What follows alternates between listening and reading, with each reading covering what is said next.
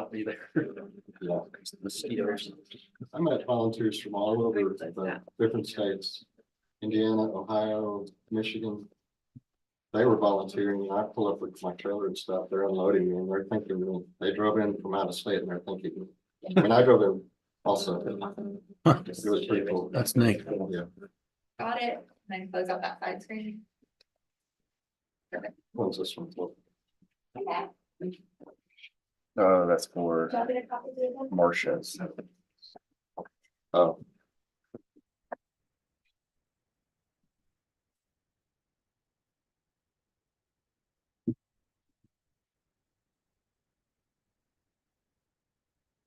Oh, okay.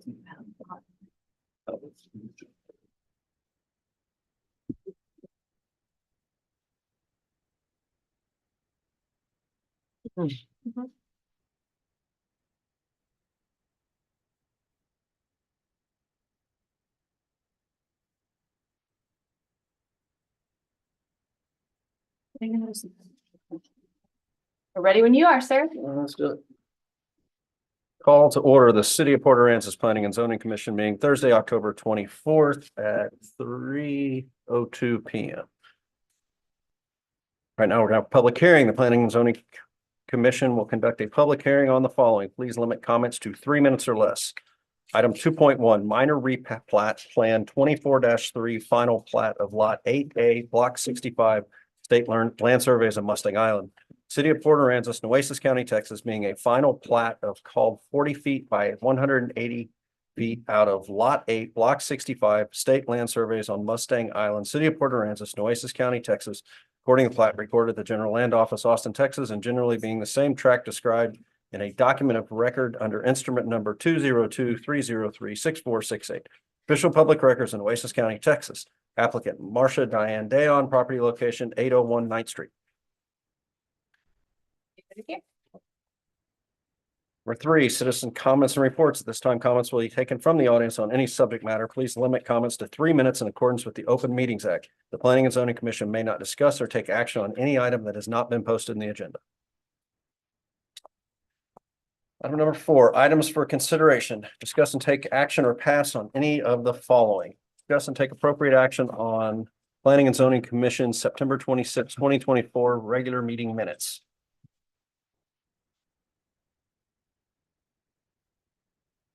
Make a motion to approve minutes for September 26th, 2024 meeting. Second. Okay, Brenda Owens. Yes. Sorry, I was reading. That's okay. William Straber. Sorry. Yeah. Been a long day. Present. Approve. Approved. Okay. Mike, Felicia Foster, Yes. Mike Dan, Yes. Stephen Wilson, Yes. Richard King, yes. and Chad Tobias. Yes. Motion carries. Item 4.2, discuss and take possible action on an alternative parking plan 24-7 for Presbyterian Church property. Applicant Robert White for the Presbyterian Church, property location 113 South Alistair. Okay, so you can come up, Rob. Last meeting, I told you that alternative parking plans are very rare, and then I bring you in one immediately to this meeting. Back to back. And I will warn you that we will have another one for the Okay. next. So hopefully that's it for a long time. The church property, I'm sure you guys are well aware, is the Presbyterian church that was heavily damaged after the hurricane, eventually knocking down. They are rebuilding it now.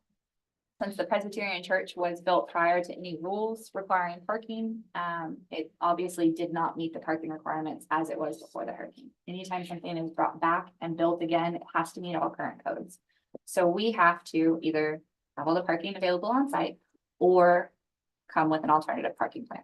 So the church has an agreement with the school that they can use the school parking lots, and obviously those are at very different times. Most of the time, church and school happen at different times, different days.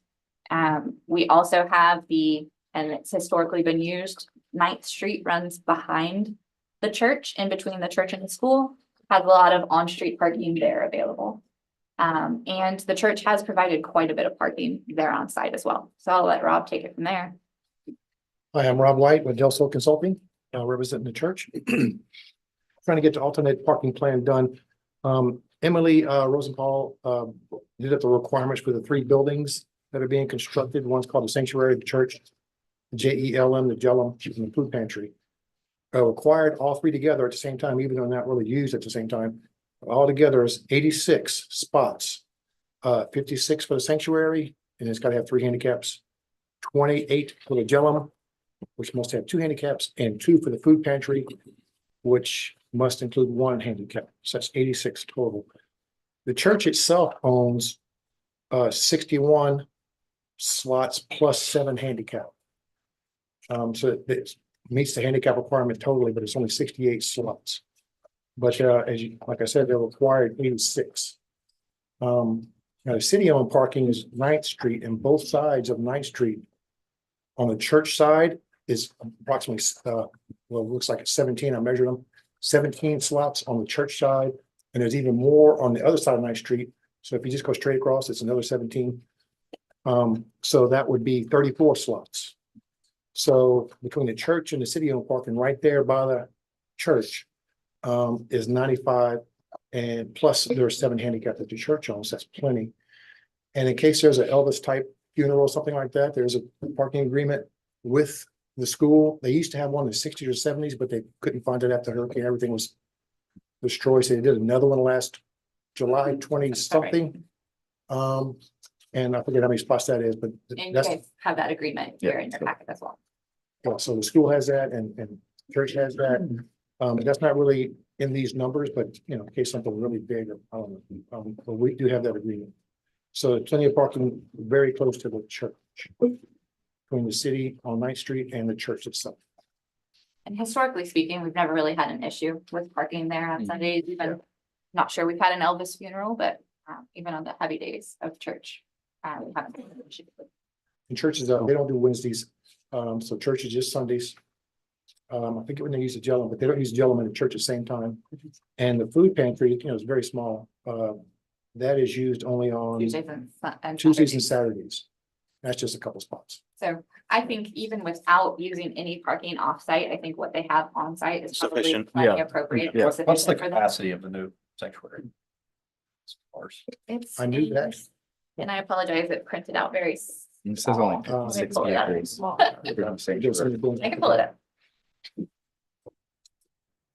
And I guess while we're looking that up, is the expected finish of your new building kind of running in line with everything going on behind you with the school and the Performing Arts Center and all that? Or- I don't know when that is done. I have no idea when that's done. They Okay. started almost at the same time. Yeah. And they said a year, because I was at the event, but that's typical I- contractor talk, right? It's a year. that means two. Yeah. It depends on who is the stronger voice, you know, Miss McKinney or Broadus, who incentivizes those people to get on really quickly. My guess is it's gonna happen pretty.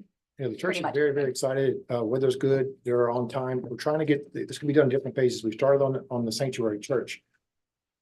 Hoping to this one. We're trying to get them in there by Easter, which is 20 April. So that'll be done first, the sanctuary. And we're doing concrete piers right now as we speak for the Jellum. So that'll be second. And it'd be quite a while before the food pantry is done, which is towards 9th Street. So it'd be, I'm not sure when they'll all be done. And so this was in your packet, but the total occupant load for the sanctuary itself is 241, which is 56 spots. It's on the page that looks like that. Yeah, it's very tiny there. I can't even read it. That's where It's only on Christmas City. Yeah. The Jellum Center is 182, but like Rob said, It's our they're not crossover, used at the same time. and it's the Yeah. same people. And it's Yeah. the same people Yeah. going from one to the other. Yeah. Since Um, part of the parking plan does, you know, gonna utilize city parking as a possibility. Is there any type of formal agreement that needs to happen there? Because it's historically kind of always been used like that, no. Okay. So if the city were to do something crazy and wanna like put in sidewalks in that section or, you know, redevelop that street in some way and those parking spots were lost, they would definitely, you know, lose the ability. If this is centered only on having those parking spots, then we would have to reduce uses or come back with another alternative parking plan, finding those uses somewhere else. And that's why it's important for them to have that agreement with the school, because while we're counting those city spaces, it's not really in the count. Yeah. You can't use city spaces to meet your requirement, but they can meet it through the school's Yeah. requirement. So that's why I wanted to kind of include everything all together. So that if those city spots went away, it's okay. This approval still includes all of the school parking. Mhm. Makes sense. I just have one question. Is the Pollock included in all those calculations? The- Is that the JELM? That's part of the J. Yeah, I think that's the the general JE, amendment. the JELM. Yeah, I facility. don't know, that's why I'm. or, oh, it used to. Yeah. I don't think that is that's not a separate building, correct? It is. a That's that separate building. building they built right after, it's up right now. After the hurricane, the Pollock building, Okay. and they have parking right in front of that, so that. Can't read. Looks like a- That's great. I'm not sure, I can't read. What they're using, that's what they're using for the church right now. Yeah, it's currently the church. Pollock building, existing building to remain open, operating throughout church construction. Yes, right there. Yep. That's a good Good catch. catch. Tell me what you just said, Steven. No, I was just, it's on the.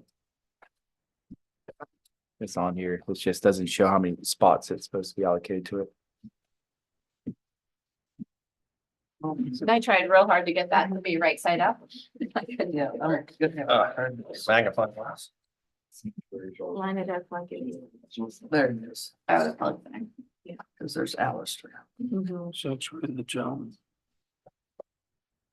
Yeah, I see what you're saying. 'Cause Yeah. These two That's Yeah. a good catch. originally were connected just by one block, not on walls. He walked out and. walked Yeah, in. and it's still gonna be separate buildings. They're not gonna be Mhm. connected, but they That's built the right. Pollock to take the place of the sanctuary, so they could get the Right, right. sanctuary fixed and Just some quick the calculations. food pantry was actually in I was- Delaware. Or it was right No. out here in the parking lot. I mean, in the park itself. Mhm. So would the Pollock require additional parking or I is mean, it a? theoretically, we have to add up all the uses and then you guys determine if we want to reduce their requirement based on shared people in Sure. all those buildings. at the same They're time. not recreating new humans and everything. We know that. We're not gonna fill up Exactly. the Pollock Center and the Jones Yeah. Center and the sanctuary all at the same Yeah. time. They're gonna be. The same people, come to all in one of the them. buildings at any given time. That building is, What is roughly the church membership? I honestly don't know. I know it declined after the hurricane. A lot of people, left. And it's more in the winter, in the winter Texans, but I don't have an exact number. so, I mean, if you guys, and I apologize for not catching that the Pollock Center wasn't included in those totals. I don't think it's gonna add a lot of additional parking requirements there. I don't think that is in. Are I we think able to that's- find out, excuse me, how many the Pollock building requires and then see how many we have? And see what percentage that is? I mean, I think no matter, even if the Pollock Center required an additional 30 spots, which is well over what it's going to be, we've got that in the school program. Okay. So, I mean, we could handle this in a number of ways. Is that We a- could- So the school Essentially said parking that that's all available is school parking the would be entire available. The school. entire school. Oh, Yeah. gosh. Yeah, Okay. which is Oh, All a right. lot of spots. yeah, So, Got it. yeah, it essentially mitigates everything. I see what you're saying. Let me see if she included it. Because if you read the letter, the agreement says essentially there's gonna be no school on Sundays. There will be no school activities until after 1 p.m. Yep. So, yeah, And those shared parking spots and stuff. So, to No pre- drinking, no smoking. yeah, no drinking, no smoking. give you a little preview on what we're gonna be seeing next month is an agreement with the school and likely the church and likely that area because they're adding that auditorium space. Yeah. And they're not adding any additional parking, Yeah. but they're not gonna be using that auditorium. It's gonna be school kids using the auditorium. Mm. Or, Yeah. so I think that you'll see that with the same agreement, Yeah. for them to use church parking in an instance of it. Mhm. So my suggestion would be to say that, if you guys are feeling like you want to approve it, but obviously that Pollock Center isn't included in it, I would say we could either bring it back next month and approve it when we have those final numbers, or we can approve it based on knowing that the Pollock numbers will be covered by the school parking, we can better prepare those numbers for city council for their final approval. Additionally. Just basically conditioned on city staff making sure that the Pollock requirements are met by the school parking.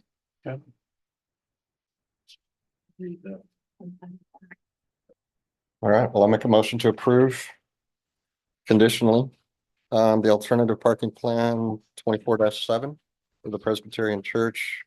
Conditional upon the city staff reviewing the requirement for the Pollock and assuming that the school parking covers that adequately. No second.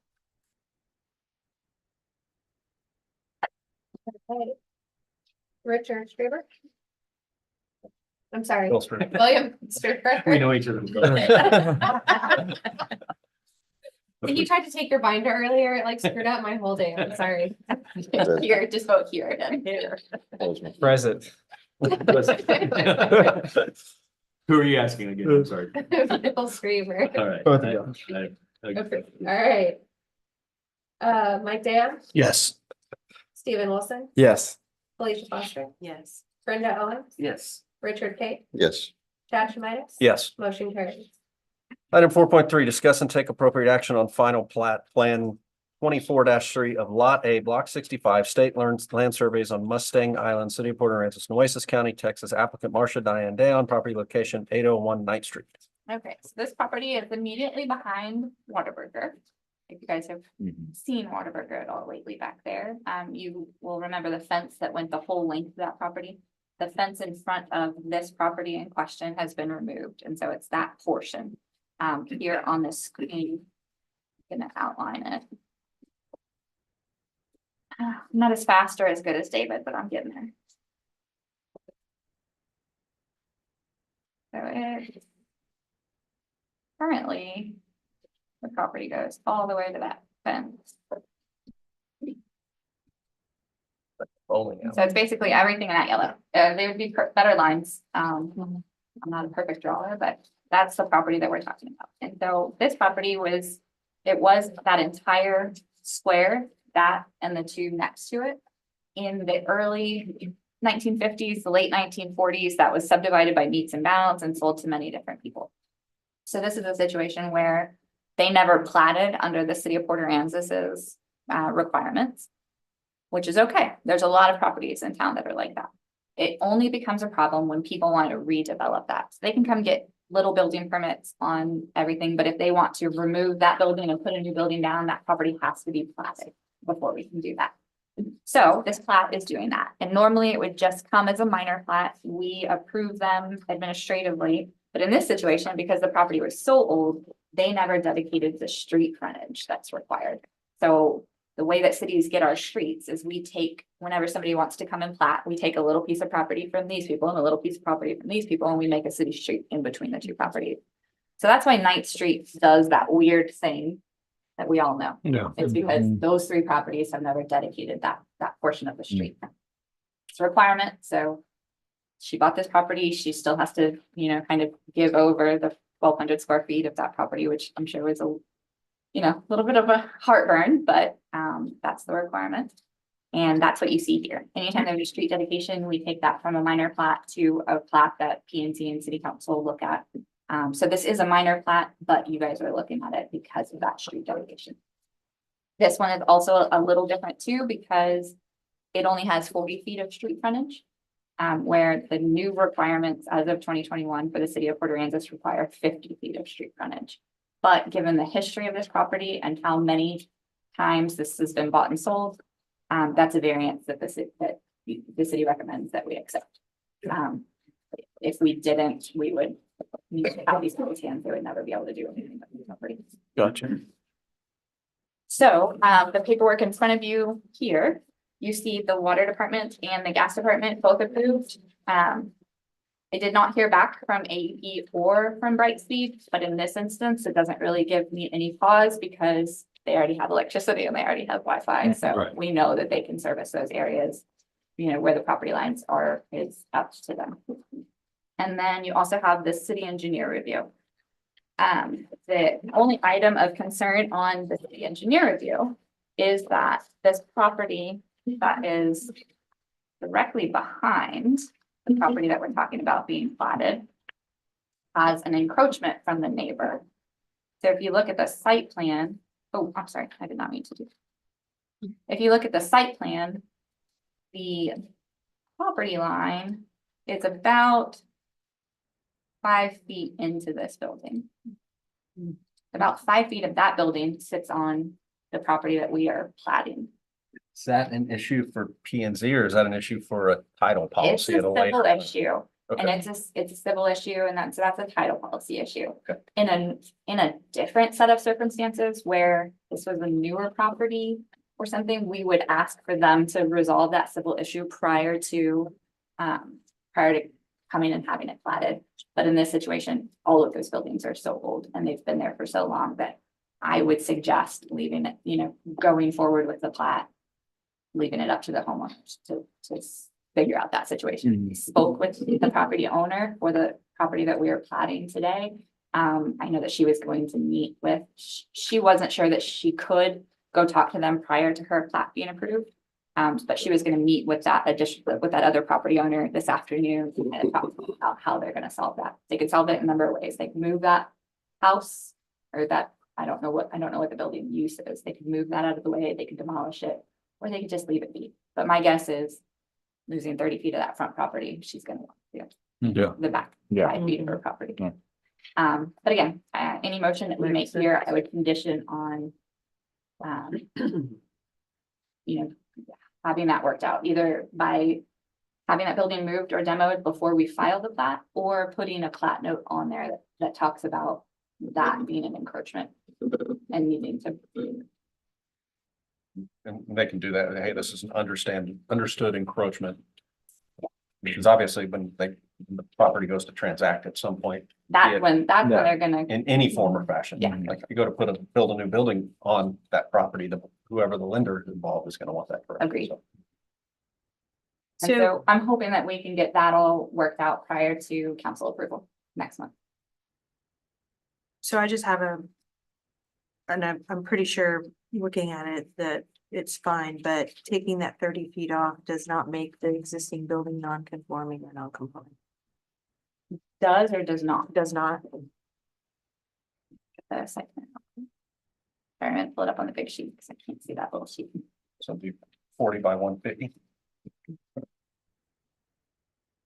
But you're talking about non-compliant because of the setbacks? Setbacks and I don't know what's in the middle building back there. I don't know if it's a dwelling or a garage. I think the dwelling is the mobile home. Yeah, the dwelling is the mobile home, and it's behind the 20-foot building line. Behind the 20-foot building line, yeah. And within the Setback up setbacks. there. Okay. It is an encroachment on the side setback. It's only measured at 4.6, which Yeah. we require 5, but this plat doesn't change that. I mean, it's already that kind of building. Mhm. And then the rear building is, within the 10-foot rear Within the building line. limits of the.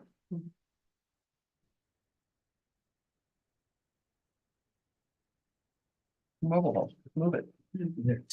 I think that's the ultimate plan. But obviously you Sure. can't do that without a plat. Yeah. Mhm. So the plat is in order for them to do anything on that lot. Correct. Now, has there been anything, you said that the other 3 lots passed, they have not come in for any kind of a revision. So when those come in for a revision, they're gonna have. If they want to come in and build a garage, if they want to expand their property by more than 25%, there's a whole list in our building code Okay. of things that you can do without a plat. Mhm. Anything that's not on that list, you have to have a plat for. Does the city have any on your Google view, does the city have any desire to extend that street all the way through? 9th Street, I think definitely if we could get all 3 of those properties platted, that we would build out 9th Street like a proper street rather than a crazy golf Yeah. cart. Yeah, Going. Weird. Like, Yeah. like, yeah. Exactly. Whataburger. I use it on- everybody's I use it pulling on a out, checking their daily order basis. to see if it's right when they're Yeah. passing through. That's how I get from my house to my sister's house without going on the highway, and so I use it on a pretty daily basis, and Yeah. it's a struggle. Obviously, the city wants it because they haven't wanted streets in a long time. Yeah. So, water department, city engineer with that note, and the, gas department have all recommended approval, city staff also recommends approval. And do we feel like the condition of the encroachment from the other property even needs to be addressed? It's gonna get addressed on its own? Or just make sure the plat notates. I think that we either need to say that I mean, I think the condition should be that that building be removed prior to the plat being filed, or a note that city staff approves of be added to the plat. Signifying that that building is an encroachment, and if it's ever more than 50%, I mean, we've got kind of those non-conforming wordings that we put on plats all the time that say, you know, this building is too close to the property line. If it's more than 51% damaged, it would have to be moved. Yeah. It's also in a utility easement. Yeah, which my guess is that utility easement did not exist before that shed was built, or that house. I can't tell what it is. Do we know if it's an occupied residence? I don't know. Yeah, I mean, that's a very difficult property to get to. 9th Street, I'm sorry, 10th Street ends. And I'm not sure how Oh. familiar you guys are with Braun's location. Pretty sure that is a house. I know where this place is. Yeah. Just like Yeah. a teacher or something from somewhere. Mhm, Yeah. Yeah, Oh. and so property owner for 801 9th Street was going to go talk to her today. They're both reasonable people. And I think that they were gonna be able to work. Real reasonable until you find out your house is 5 feet over the line. Oof. So property owner that we're Yes, doing that the is a plat house. for has said that the prior owner knew that that house was encroaching, and the owners of the house also know that it was encroaching. So No surprise then too. no surprise to anybody, but That's why you have title insurance. Theoretically. so we'll see. Hopefully they can get it worked out very civilly. It won't be an issue. So there wasn't any pre-existing agreements. Not that have been made aware of, no. It's very common in a lot of these older, we've dealt with this a number of times in Old Town situations of properties being platted. So we had a whole house in kind of a street. But if we make a notation that says the plat can't be filed until the building's removed, is there anything legally that shows that the building is truly over the property line? Because if the plat hasn't been filed, so the actual property line hasn't So been established. the property lines are there by meets and bounds. Okay, so the original meets and bounds surveys still hold true. Okay. And that's why we use that for the site plan and for the interior property line. So meets and bounds, it's been sold and bought lots and lots of times. So just to make it easy, what do you think? What do you feel the best route to approach it is? The notation in the plat that says, hey, there's a non-conforming piece here? Or, hey, this plat's not gonna get filed until. the house I is would out of the way. make the condition one or the other. Because if they do decide to remove it, then we don't need a note on the plat. If they do put a note on the plat, then we don't need to remove it. Yeah, but it's their house, isn't it? I don't know. I think It's their an house. actual It's house. an actual house. Is it a pier and beam It's gonna be house? sticky. It's good. Yeah. That's why this is. If plat doesn't get filed until the house is removed, this could be unfair to Miss Dayon in this situation, because then she could be sitting here for years dealing with legal stuff, trying to get it out of there. But what you said at the beginning, that this, basically the civil issue, you know, we're here to establish the plat. Plat's gonna be there. If we have an encroachment on it, it's noted there's encroachment on it, we can still file a plat though, right? It is that doesn't restrict anybody, but knowing that there's an encroachment, that's between the two neighbors. Correct. Well, Like I said, if this Yeah. was a newer property and somebody built over a line, you know, unexpectedly or accidentally, I would definitely say that we don't file any plat prior to this, but given the circumstances and the history of the property. Was it previously platted though? So it wasn't, the surveys that were done through the state years and, I mean, decades and decades ago, Mhm. 70, 80 years ago. Mhm, We don't consider plats here in the city of Port Aransas. mhm. So there was So no, it's subdivided by needs and bounds.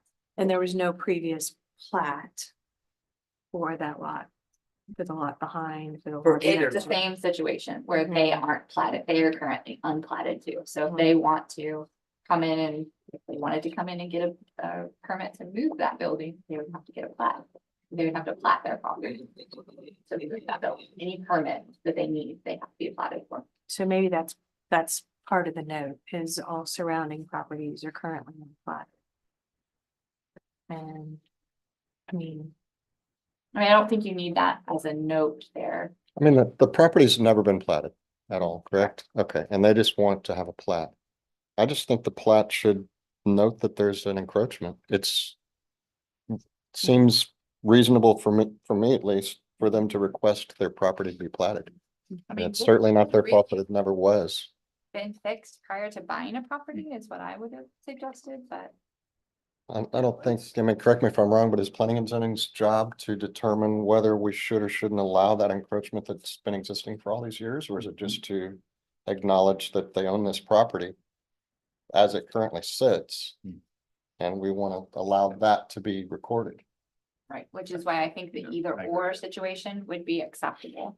I think I prefer the, hey, there is an encroachment. That is no, I Exactly. don't think it's just stop it and then let the title company work it out Exactly. and figure out. Just how to make notate it. Yeah. Yes, we acknowledge Agree. this plat.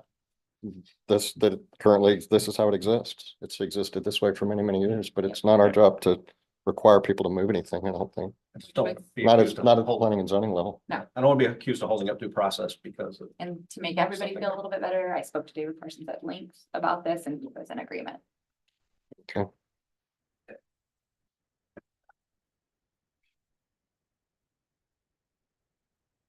Anybody gonna move? Motion, question? Yeah. I mean, I'll make a motion to approve based on just a notation that there's a building to the east that's encroaching approximately 5 feet into the property. I'll second that. Okay. Felicia Foster, yes. William Straber, Yes. Brenda Owen, Yes. Richard Kay, Yes. Stephen Wilson, Yes. Mike Dan, Yes. and Chad Schmidt. Yes. Motion carries. 4.4, discuss and take appropriate action to confirm that beachfront dune protection permit Plan 24-1 is consistent with the city's coastal management plan. The applicant proposes to renovate the existing dwelling. Applicant Kurt Tugman for property owners Henry and Mary McDonald, property location 732 Sandcastle Drive, number 6. So, this is what we have colloquially called a no dune permit. It is a dune permit that is offering no impacts to critical dune. And this is a situation that our coastal management plan, because it was written so long ago, has kind of made us stricter than the Texas National Resource Code. And so anytime, if we did not have our coastal management plan and we were just going off strict state law, if somebody is doing something that does not impact any critical dunes, they typically don't need a permit. Our coastal management plan says everybody within 1,000 feet needs to make application for a permit, and you're either given a dune permit to impact and mitigate critical dunes, or you're given a permit that says you're not impacting any dunes. This is one of those situations where they're not impacting any dunes. The house already exists. It's number 6 La Playa. The official address is 732 Sandcastle Drive, number 6. That house is just going to be, majorly renovated, added onto. They did not have a dune permit in place, so we have to go with this no dune permit. Once approved, this no dune permit lasts in perpetuity, so if they ever wanted to, do something else on their property that wasn't impacting any dunes, they wouldn't have to come back to us for another permit. I do have Kurt Tugman, who's the contractor and the applicant on behalf of the property owners. And we have Sarah on the Zoom call if anybody has any technical questions about anything. Is there a survey available that shows that the property does not encroach into a critical dune? or where the property lines are, for example. Yeah, let's do that. Because it says no pilings or anything will be installed outside the property boundary, but. When I see some dunes in the pictures, Yes. that's so- something that might be dunes.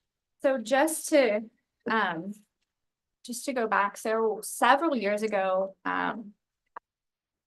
the director of development decided that the no dune permits didn't need to go to city engineer for review.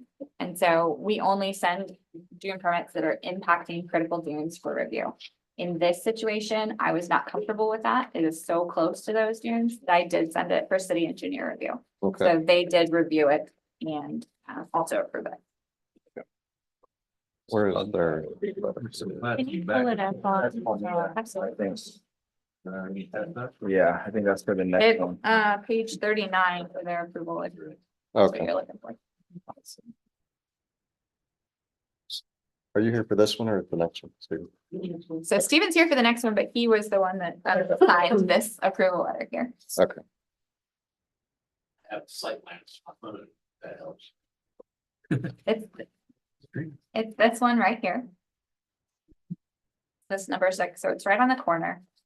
And it is, I mean, it is in very close proximity to those dunes. Mhm. Can you show? property line Oh, is, I'm sorry.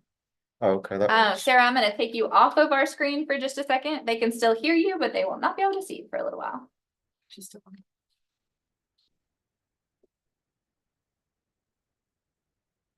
Sorry about that. I don't know why it keeps doing that. Ooh, we're on the ride. So, yeah. Things make me nauseous. Me too. I was like. The video room closer. so that's the property right there where your mouse is? Correct. It has number 6 written on the roof of that building. And so you see Oh. they are very, I mean, they are, you know, as close as you can get. And assuming the property line is straight, It is, I can pull it up on NCAD.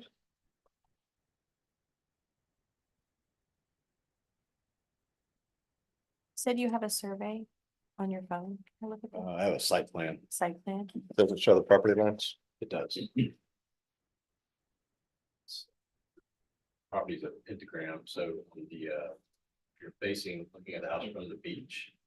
Yeah. The right side, is not extending out, so going towards Sandcastle, the condominium. On the right. So it looks like the property line extends well beyond the structure. Yeah, it goes, Yeah. it gets close to the setbacks, at the corner between, on the border between Sandcastle and the house. Mhm. And we're in, you know, do the pilings, we can't actually have a straight 90-degree corner there because we would go inside the setbacks. So we're inside the setbacks and just extending out 5 feet on the right hand side. And that's just the deck, right? That you're extending out on the lower level? Yeah. On the low, well, the deck is actually on the second story. There's nothing, we're driving pilings in the first floor and there'll be nothing there but the pilings. And on the second floor, it will come out and the deck will come out. And then on the third floor, it's gonna be the deck on the third floor. The deck on the second. Third. To make our job a little bit harder, these never line up correctly. It's a Or the oblique satellite view ones. on a, it's a 3D picture on a 2D page. Yeah, So that is a straight property line in the rear. And so on that, the side closest to the parking lot there at Sandcastle, that's where you're adding. Correct, yeah. On The the dunes side. are, the dunes are in front. Yeah, the dunes are probably right behind that property line.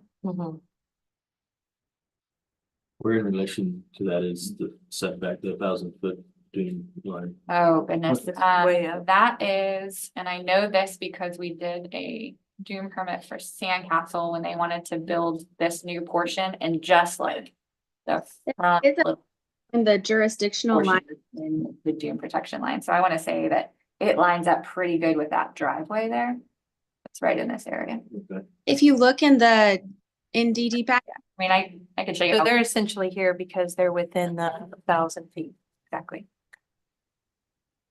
Otherwise, would be a conversation. I mean, it's just, Right, and if there's no critical dunes on the property, but it has to be treated like a dune. we have, prior to the hurricane, we started the process of updating our coastal management plan. Hurricane happened and then that was not really a priority anymore because I think what we do protects are doing pretty well. You said they're gonna fence If it we back. do ever get back to doing that, we will take out that requirement for the no dune Reasonable question. and more closely align with the natural resource code. Are you gonna have to bring any heavy equipment in the back or it's We'll have to do a crane on the street in front, go up and over? a lot of the pilings. You get, How you gonna set them? They'll probably jet them in. So how are you gonna get the equipment back there? Like, what do you use? We Back would over have or like 12 feet between, on our property between the houses there. Okay. Get the equipment through. So you That, won't, that was more of the question. Okay, yeah. you won't be There's on room- the. Yeah, no, I Like, think there's that room to they'd get have through there some without access serving. from the sandcastle side. If you're using our possible. local piling setters, they're very conscientious about Yes. staying out. Yeah, They know what they're we've got doing. on site, we've got a couple meetings on site to make sure we can get everything in there. Who are you guys using for your piling? They're super conscientious. about They that. know what they're doing. Cause I know. what- That always makes me feel a lot more comfortable. Yeah. So to answer your question, that's about the dune, that's about the 1,000-foot line, right west of that number 4 house. Can you guys hear me? And Hello? again, approximation measuring on Google Earth.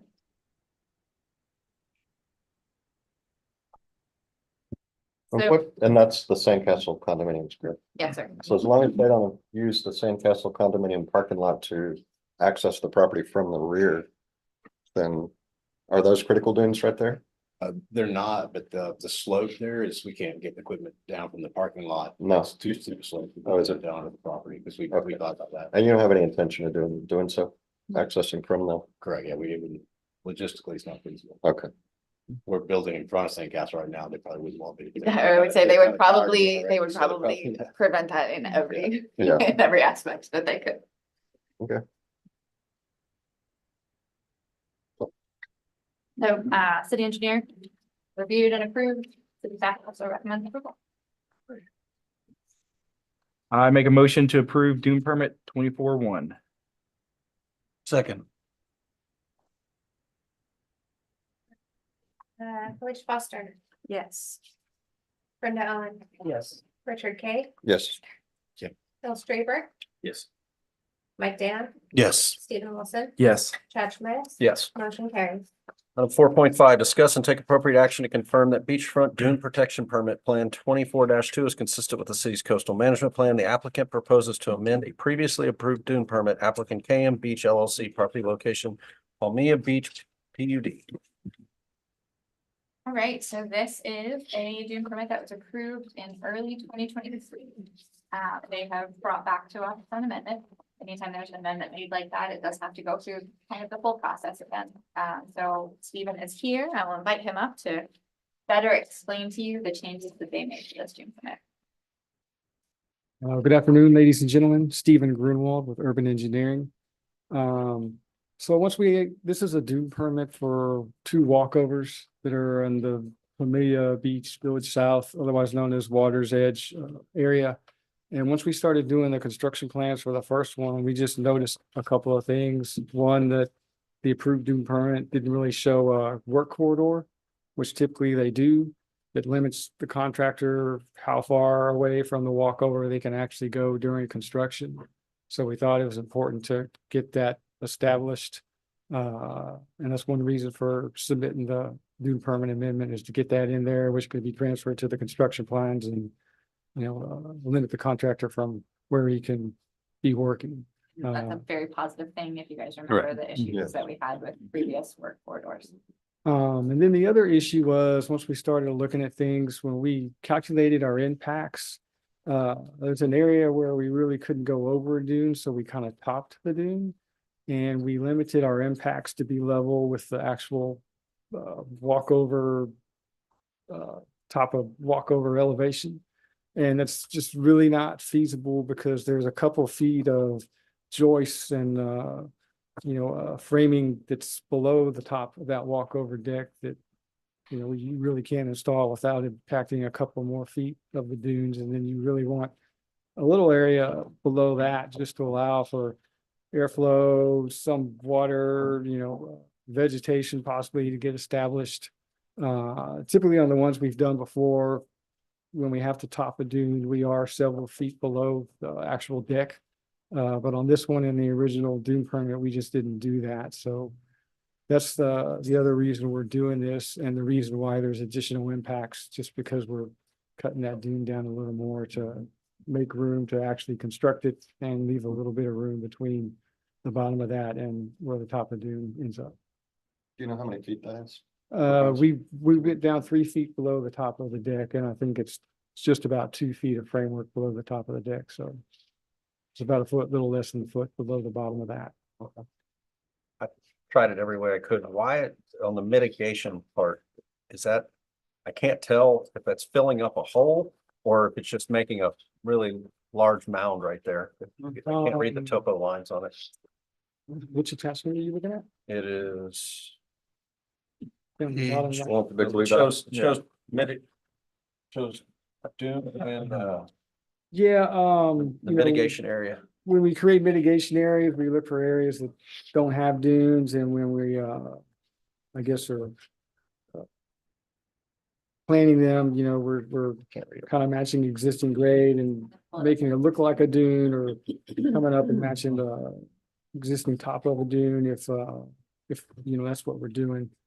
So both walkovers mitigation will be in the location to the south. Yes, I could read the topo lines. I would understand more. I'm just I'm going to- thinking a small mountain right To the What- south or to Yeah. the What, north? what, Yeah. document did you hold up? What number? Same thing when he's looking It's at the this. south. Yeah, there should be a, in the corner. Oh, 4A, sorry. Okay. we And that's- basically stuck with the same mitigation plans we had before. We did have to add a little more, in that site. You might But be able to see it better on 4B. yeah, 'cause that's- What page? It's this one, it's keep going. Okay, this Yeah. one? Yeah.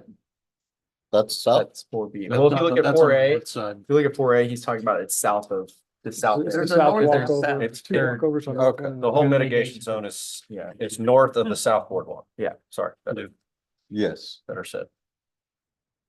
Are the walkovers, the same dimension as the previous ones? Yes, Same ma'am. width? That has not changed. Should make it bigger, Chad.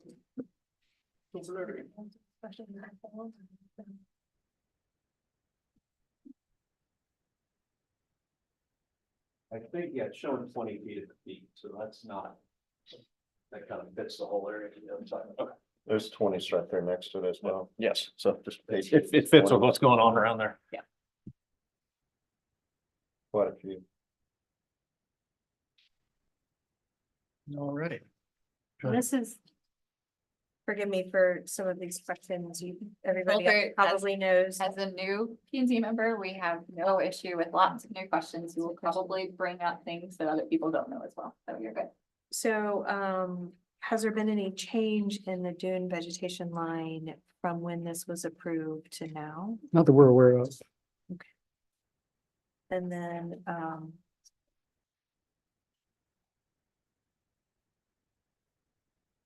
so one of the things that you have in your notes is that the part of the mitigation is stripping the vegetation out and holding it on site and then reestablishing afterwards, but it also said that it could take up to 3 years. Well, the Tell me about natural that. stuff you kind of strip off has got, you know, natural vegetation, some of which could still be reestablished, and it's got seeds. It's just a good material to put on the mitigated dunes, which are just going to be raw sand to kind of help them get reestablished with vegetation. But yeah, the requirement is that the dune be reestablished with vegetation in a certain period of time. And sometimes that does take longer than others, just depending on how much rain we get or, you know, temperatures, things like that. But that's a pretty standard mitigation procedure. There is stripping that, keep it on site and then put it back. Yeah, and knowing that you're putting it in another location, that makes sense. Mhm. And then the width of the crossover at 14 feet. You said you're just a couple feet above the dune, obviously, because you've got to go up high and get across it. So, what's the highest point that you are above the dune?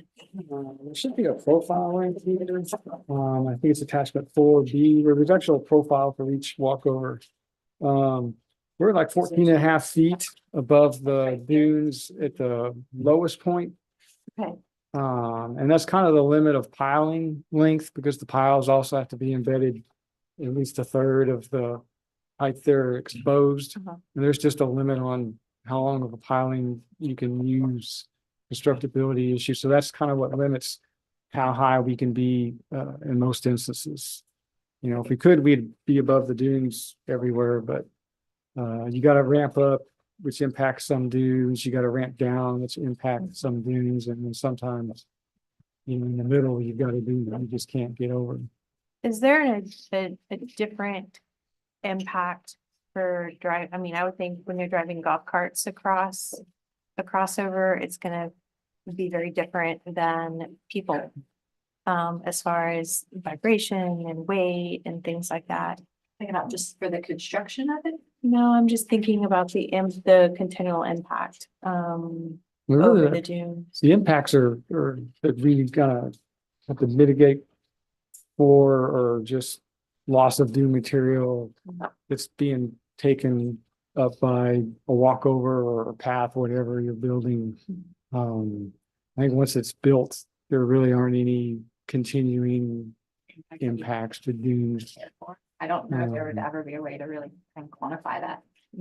The width of the walkover is always determined or based on what the use is going to be. If it's pedestrian only, then it's a certain width. If it's golf cart, it's a certain width. If it's golf carts that allow passing, it's a certain width. Yeah, we talked about that, and that was one of my questions, because I thought it was 6 feet, and at 14 feet, I understand that creates a safe passing for two vehicles. And so that was a pretty big discussion, the initial approval of this dune walkover, both by P and Z and by council. So based on the amount of space that they have, it would make sense to have more than 2 walkovers. But by making them bigger and like having that double usage, they were able to reduce the number of walkovers they had totally to just those that they're proposing here. So the city council at that time determined that that was a good trade-off, allowing that bigger walkover rather than 4. Is it 14 feet the entire distance? Yes. 14 feet wide, that's nice. There are plenty of dune crossovers that are not 14 feet. It's, oh yeah, and there's, so when I started, it was about 10 foot, and then golf carts got more and more popular, and then they kind of expanded that to 12 foot, and then we had a city council member at one time that even said, you know, 12 foot is really tight, and that's really dangerous, and I worry about that. And I'm not sure if it was her worry that kind of prompted those a little bit larger, but I think 14 foot is the good size for passing without any kind of major safety concerns. Where does it show the construction corridor? I'm not seeing that. The initial submittal we made, so that line right They there didn't have it on the show, first one. Hanson called us out on it, so we did submit revised attachments. It's a little hatch line. They do show those dash lines. On the very back. So those are the very, yeah, those are Very the ones last that page. are, Oh, so there I it is. Yeah. included the initial, I included the Hanson comments, and then I included the revisions that they made. So it's those last couple of pages. Oh, yeah. That's just where it fans out. So on that attachment 4B and 4C at the end of your packet, you'll see those revisions. So it's the red area is impacted, but where I'm seeing the hatch lines, I saw it the other night somewhere. Oh, here it is. The work corridor It's on allows 4C. for temporary impacts that you don't have to mitigate for, because theoretically you're either not going to impact anything, or if you make minor impacts, you'll have to restore those before construction conditions. It's on one side of the last 4B and 4C. It's this hatch line here. I've got it on the big screen too. So there you go. And you said it wasn't on the previous approval and you're adding it. The original dune permit got approved without that, which I was surprised it got through, but we felt it was important to get it established. Particularly now that they're moving forward with constructing the walkover. Okay. It's very similar in elevations where the impact locations on both south and north. Why does one have to have mitigated and one doesn't? All the mitigation is just being put in one spot. Oh, okay. So the mitigation for both are I just got kind of it. being put in that same area. And that's, you know, Okay. an acceptable practice for sure, Yeah, because I- you want to put it in the area that's going to create the most benefit. And if you put all of that mitigation, that's, you know, you're benefiting one area. But you had said something about sometimes you don't even need to worry about that because of minor impacts. I thought, well, they look the same. Yeah. And that makes sense. Crazy question. How are you gonna get the mitigation back to that spot once? I can understand you start building the north boardwalk and nothing's there. You can take heavy equipment through the construction corridor to dump into that mitigation site. But as you get to building here and you've got red on both sides, how are you gonna get there? I mean, it's really a contractor issue. I mean, we set these mitigation sites, sometimes they're close to the beginning of walkovers or sometimes in their middle like this. And we've even filled in some areas that were, close to the beach and, they will use that, corridor. Generally, they go in, they do all the earthwork first. So there won't be a walkover in the middle of their access corridor, when they're kind of doing That the would dirt make work. more sense if they knock it down early versus as they go. Yeah, And they kind of do all then that get at that. the same time and then build the walkover. Mopping yourself into a corner. Exactly. Just toss it. Yeah. One Bucket. shot, Yeah. it's got golf carts, lots of little golf carts. No, they just Bucket can't- brigade, yeah. Okay, so if they did it all before, that makes sense. And that is something that we'll cover with the contractor that comes in. So just so that you guys, the new commissioners are aware, this is just the first step of this dune walkover. So your dune permit doesn't automatically grant you the right to build something. Dune permit grants you the right to apply for a building construction permit. Okay. And so the contractor that's going to actually build this walkover will come in with a full set of plans. They're made well aware of this dune permit and kind of an action plan on how to meet the requirements of this dune permit in their construction. Even So that's after a whole that, conversation They that we still have have to to apply to the GLO, the GLO still has to approve. It's just, correct, I mean, Well, so, yeah, essentially what we're doing is just saying, yes, it meets the criteria. right now, we're saying it meets the criteria. GLO is currently reviewing it right now. Ahead of your approval, which we do sometimes because they take a long time to approve it. City council will, look at it and approve it hopefully at the next meeting.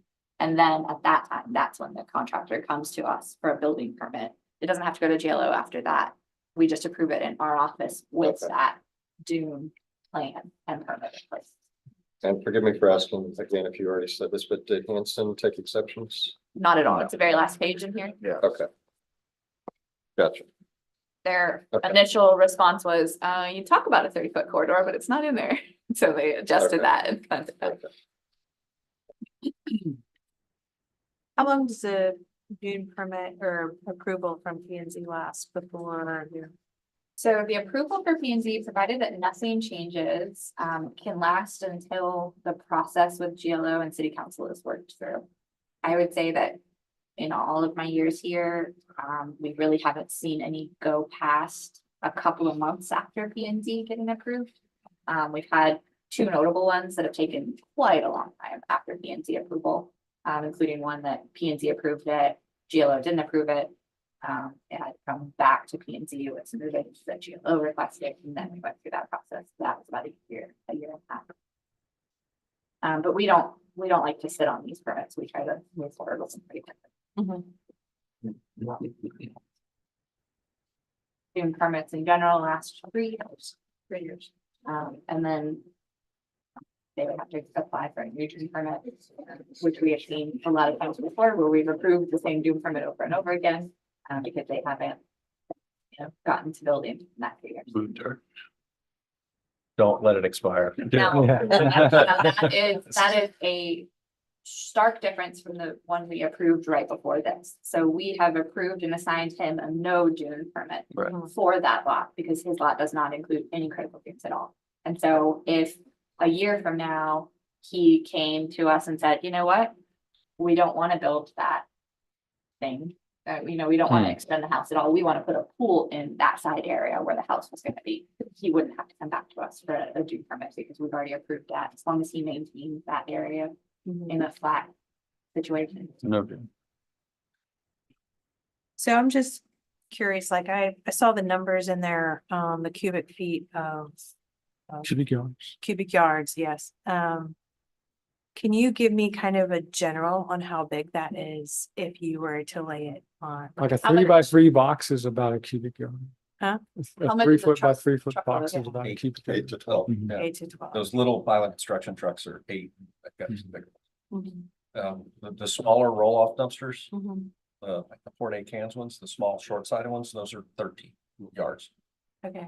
So you're talking, 100 of those, 100 of 90 something of those. Yeah, I'm just trying scale wise Quite to a bit. That's fine. understand. Sure. I deal in square feet. It's like 95 Teslas. Stacked on top of each other. And how many sirens? Right. And how? 76. There you go. Got it. And what's cubic It's yards like- of the trunk of this? Oh, that's good. Yes. I'll make a motion to approve item 4.5, confirming that the beachfront dune protection permit plan 24-2 is consistent with the city's coastal management plan. I'll second that. Richard Kate, Yes. William Straber, Yes. Brenda Owen, Yes. Mike Dan, Yes. Felicia Foster, Yes. Yes. and Pat Schmidt. Yes. Motion carries. Thank you. Thanks, Steve. Thank you. Thank you. Planning and Zoning Commission comments on items for future consideration. So I'm sure that you guys are aware that our meetings are on the fourth Thursday of every month, then the fourth Thursday of November. Let's do it. So I'll you bring the guys, turkey. everybody, potluck, we're gonna have, typically, we push those back a week. And so if you guys are comfortable with doing that, we'll move that meeting into the first week of the December the 5th. All right. Sounds great. And then I'll have one in December. We would probably do, it depends, a lot of times in December, people are so excited about Christmas that they don't submit any dune permits or plats or anything else. And so typically we have nothing. Or they submit them all before the end of the year.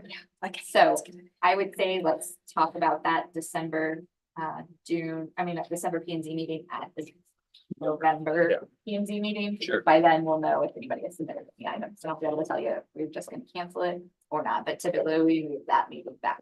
A week or two. If we allow. 12/5. Second? 12/5. The November one's going to go. Yeah. Right, that's all I have. Anybody else? That call to adjourn the City of Port Aransas Planning and Zoning Commission meeting Thursday, October 24th, 2024 at 4:03 PM. That's a wrap. I used to hit the gavel because it was fun and then Nick made fun of me, so I quit doing it. Here. Yeah. There you go. There you go. Thank you. Now, Just feel Breaks good. Oh, A little more violent, like something actually happened. That would I know. You all said you all needed these. Yeah, just leave the binders there. You can keep the paper if you really would